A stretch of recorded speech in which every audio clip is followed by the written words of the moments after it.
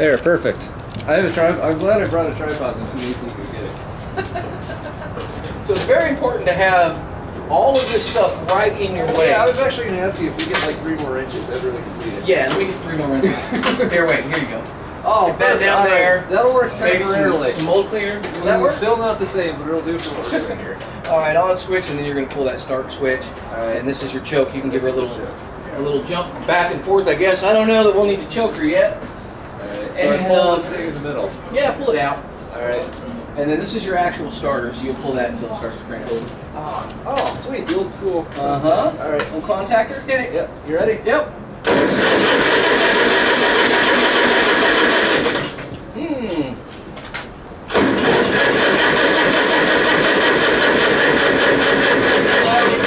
Woo!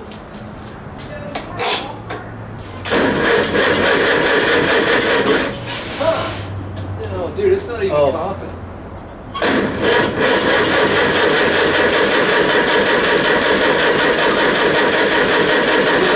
Spark, I think so. Oh no! Oh, we can let it charge for like another week and we're working on other stuff. Yeah. Alright, day 2, we just got here. Steve's going to pull his service truck around because we're going to try to get that Farmall going. You can see like one wheel of it over there. The lady at the hotel this morning is like one of the first women somewhat close to my age who actually watches the channel, so that was kind of cool. And we're here and we're going to see what we can get into. What's up, gentlemen? Hey, good morning, everyone. I gotta show you guys something. I gotta show you guys. Do I not get a hug? Started. Oh yeah. Oh yeah. Y'all want to see how my morning started? Here's the camera charger. All right, so this is today's project. So Justin and Mechanic Steve had this thing running a little bit a while ago, but for some reason it doesn't want to stay running. I think it was having some electrical problems. And we tried to get it going yesterday. It sounded like it really wanted to start a couple times, but we just didn't have enough tools and random stuff piled on top of it. So we're gonna get a bunch of tools out of here, set them on top of the tractor. Hopefully it'll start. All right, what are we doing over here, Steve? I'm gonna take this battery box apart because the coil's only got about 4.3 volts to it. Oh no. So we had a problem last time I was here with the wiring to the coil not getting enough juice, and we had to fix some wiring in here, so.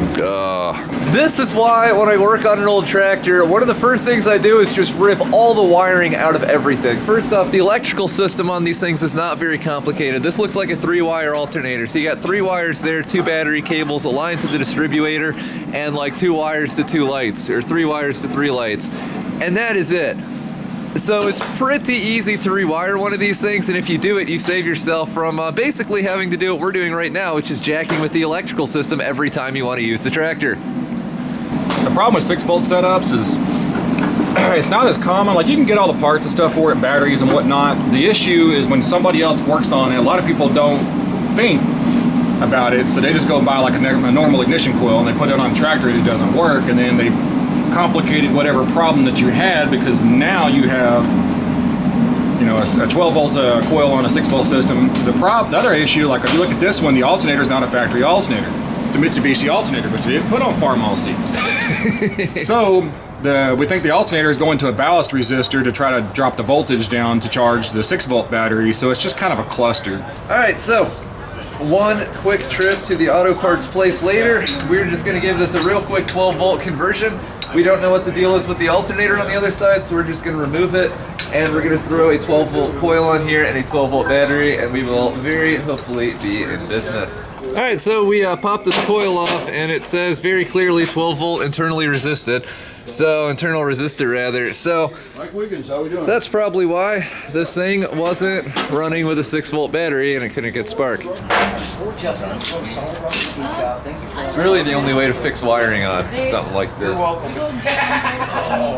Immediately they get here.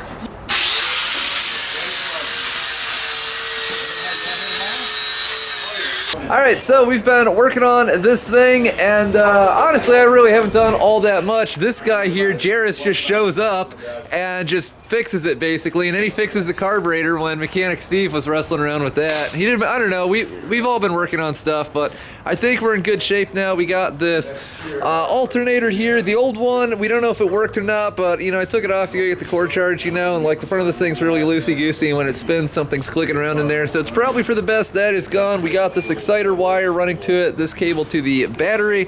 We have a voltage gauge instead of an amp meter, which probably didn't work. We don't really know, to be honest. Yeah, hey, I think we should make it a point to shoot the plug back in there before we try to crank it. Otherwise, it's just going to be the mother of all manifold leaks. Yeah. Did we ever turn the fuel on? Nope. All right, I got it.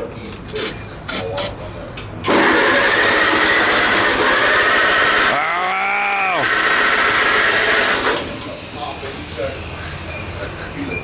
There's no way we're getting spark.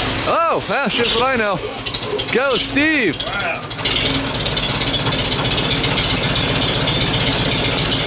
Modern 12-volt electronics, everyone. And it's been quick, too.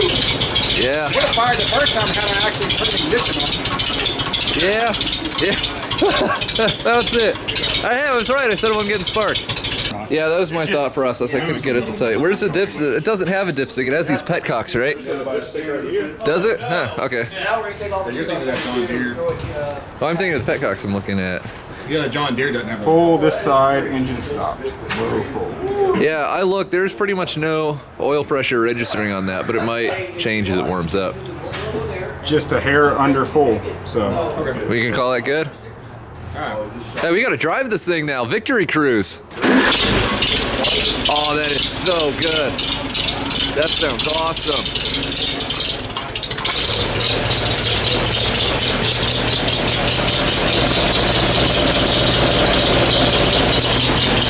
Try plug it in the other side.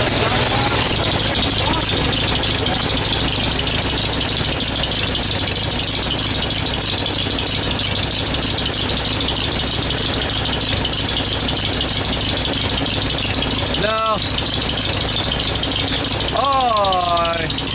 Yeah, that was. Gotta rev it up a little bit. Yeah, that's higher. The RPMs aren't very high, so yeah, that's definitely it.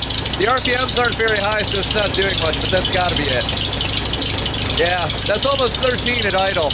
That's the one. That's what we need. We gotta hook up. What are you doing? Turning it one way till it sounds bad, turn it the other way till it sounds bad, leaving it in the middle? Yeah. Cool. Hey, we got oil pressure now. It took it a minute. What do you think? Just had to prime itself or something?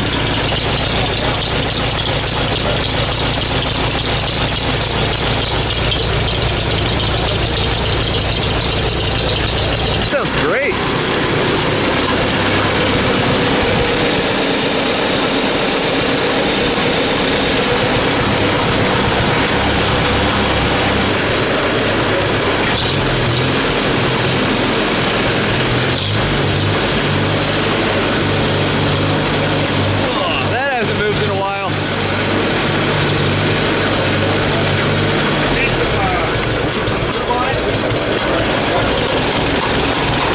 Yeah, this thing idles down nice.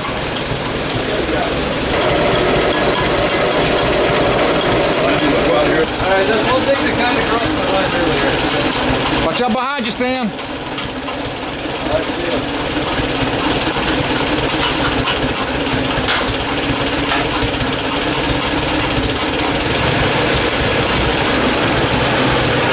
Not much playing this one.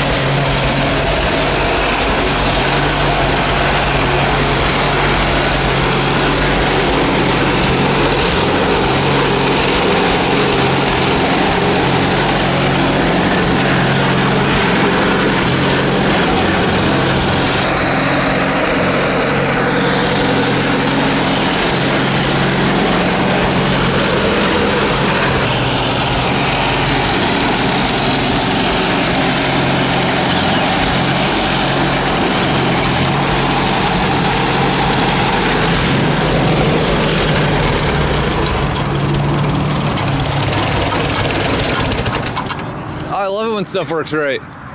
So is there supposed to be oil or something in that can, that mason jar? I think it's just supposed to catch like big chunks of dust and stuff. I think the only oil's supposed to be in there, and I hope there is oil because I don't think we ever looked. Jairus, will you grab that ball valve? I got a camera in each hand. It's, yeah, you got it. Thank you. What'd you think, Steve? Well, I've been on faster. Yeah. In my Cadillac tractors I have, you know, they got suspension and stuff, but it sounds freaking great. I like the way it sounds. It's running extremely smooth. And if with that 12 volt setup on it, man, this thing spins over like that. And if you heard it crank that first time, it would have started up the first time had I actually turned the ignition on. But I was dopey and like, hey, this thing won't start. I looked down, I was like, oh, I gotta turn switches on with tractors. But it's a pretty cool little tractor, man. I like it. And I run it on 12 volts all the time, and it was a 6 volt system. But every once in a while, So that is without a doubt the easiest steering tractor without power steering that I've ever operated. I think that's because it doesn't really weigh very much. And but it was a pleasure to drive that like 90 seconds I got to drive it. And it runs really smooth. It smoothed out more just in the period of time between when I was driving it and Steve when you were driving it. So I don't know if it's just like Steve better or if it's just gonna run better the more that it runs at this point. But it runs! All in the span of like pretty much just today, at least that I've been here. We essentially have it rewired. The lights still need to be hooked up and someone should really add some inline fuses, but these are projects for not right now. We got it from not running to 12 volt conversion, functional wiring, and it works. Yeah, I like it. Get out and fix something.